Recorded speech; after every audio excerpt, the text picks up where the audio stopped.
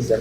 Jhalod police station ખાતે આવેલ મુનખોસલા ગામે આજરોજ એક ઝાલોદ પોલીસ સ્ટેશન ખાતે નાર્કોટિક્સનો ગુનો રજીસ્ટર કરવામાં આવેલ છે।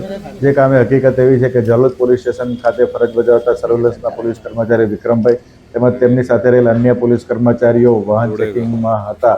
તે દરમિયાન તેમને એક માહિતી મળેલી કે ભાઈ એક સફેદ કલરની એમ્બ્યુલન્સ પૂર ઝડપે જઈ રહેલી છે, જેથી તે એમ્બ્યુલન્સ તેમને શંકાસ્પદ લાગતા તે એમ્બ્યુલન્સને રોકી અને અંદર બેસેલ ડ્રાઈવર સાથે એમ્બ્યુલન્સના પાછળનો દરવાજો ચેક કરતા પાછળ નાર્કોટિક્સના જે પોસ્ટ ડોડાના થેલા મળી આવેલ હતા, જેનું કુલ વજન 575 કિલો પોસ્ટ ડોડા હતા, જેની અંદાજિત આશરે કિંમત 86,30,000 જેટલી થાય છે।